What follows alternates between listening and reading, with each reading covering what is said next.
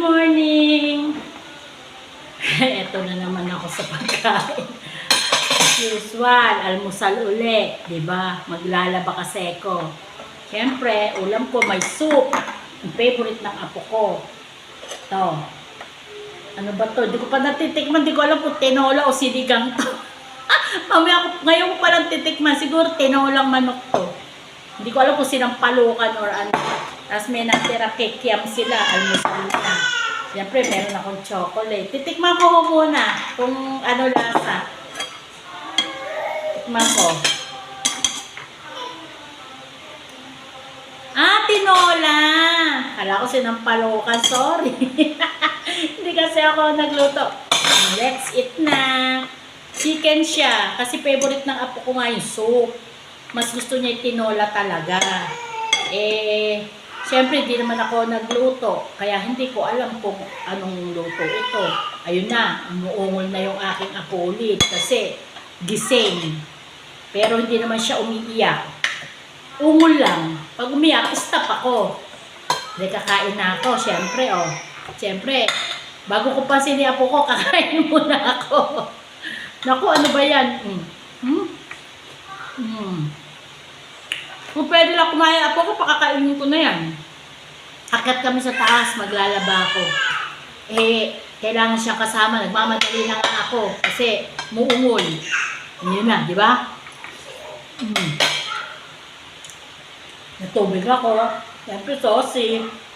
Pero, mas saucy chocolate ko.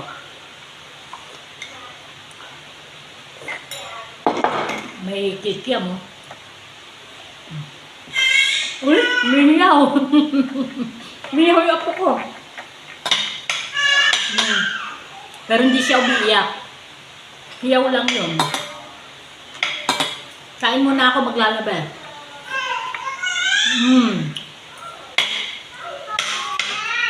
Mamadali kasi ko. Hindi ko na kailangan na dapitan muna siya. Kasi pagkatapos ng kumain, akit kami sa taas, maglalaba ako. Kailangan kumain muna ako. Pero may nakasalang na ako. Ay, umiyaw na. Umiyaw si baby. Ito nung kasi may kakwentuhan siya. Pwede naman, ilalapit ko siya dito sa paanan ko. Dito siya sa tabi ko. Kung kumakain na nga yan, sana sinubuan ko na. Kain. Mamadali ako. Kasi mainit dun sa hihiga ni baby. May electric fan lang. Walang aircon dun. Hello. Sa pagkakaluto, anak kong babae nagluto si Shanice. Diba?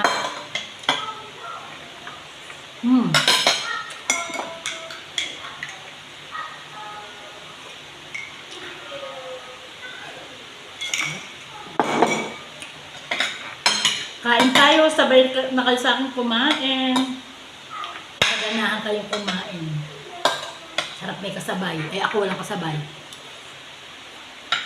Kaya sabayan mo na ako.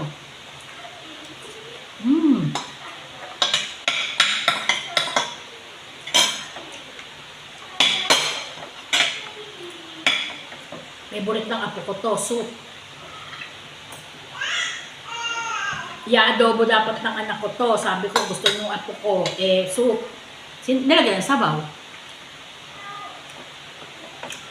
Mahaba na to, babay na. Kasi pagtapos to, akot na ako ha. Mamaya, bye-bye.